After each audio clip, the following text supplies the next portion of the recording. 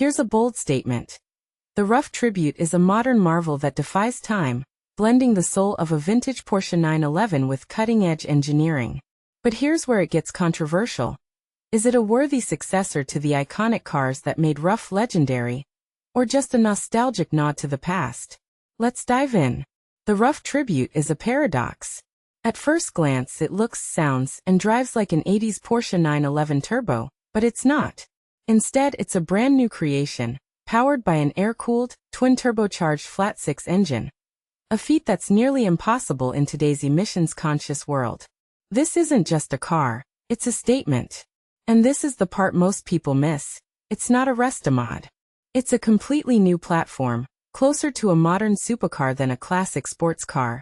Yet it retains the raw, emotional appeal of its ancestors. To truly understand the Tribute, you need to experience it. Picture this. A de-restricted stretch of Autobahn near Ruf's headquarters in Pfaffenhausen, Bavaria. The passing lane clears, revealing a kilometer of open road. I floor the throttle, and the engine roars to life. The boost gauge spikes, and the car surges forward with relentless power. The steering, initially aloof at lower speeds, transforms into a direct line of communication with the road, delivering confidence at speeds that blur the world around you. At 174 miles per hour, I catch a glimpse of a turn signal ahead and ease off, grateful for the carbon ceramic brakes that bring this beast to a halt with authority. That's when it hits you. This car isn't just fast, it's alive. But what makes the Tribute truly special is its heritage. Ruf's story is intertwined with road and track, dating back to 1982 when Alois Ruf Jr. walked into our Newport Beach office, asking us to write about his car. That car, the Yellowbird, became a legend, dominating our world's fastest cars contest, and setting records that still resonate today. Fast forward to the digital age, and Ruf's appearance in Gran Turismo 2 cemented its place in pop culture. Yet, despite its successes, Ruf remains a family business, with Alois's daughter, Aloisa, now learning the ropes on the factory floor. Controversial take. Some argue that the Tribute's air-cooled engine is a step backward, a nostalgic indulgence in a world dominated by water-cooled efficiency. Alois Ruf himself admits it's illogical. But here's the counterpoint. It's this very irrationality that makes the Tribute so compelling.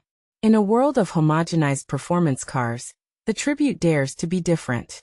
It's a love letter to a bygone era, yet it's entirely modern. The question isn't whether it's practical, it's whether it stirs your soul. The Tribute's design is a masterclass in subtlety. It's not a replica, it's an evolution.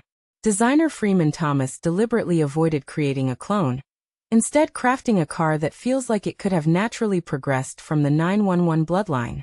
Wider, longer, and with modern touches like flush door handles and centerlock wheels, it's a car that exists in its own unique space. Inside, the cabin is a blend of old and new. Houndstooth cloth and green leather add a touch of luxury, while shared parts from classic 911s remind you of its roots. Driving it is a tactile experience. The heavy steering, the firm clutch, the precise gear shifts. It demands your attention in a way modern cars don't. And when the tachometer needle hits 7, the engine's symphony is nothing short of intoxicating. Thought-provoking question. Is the Ruf Tribute a purist's dream or a compromise too far? Does its $1.7 million price tag justify its existence in a world of hypercars and electric supercars? Let's debate this in the comments. One thing's for sure.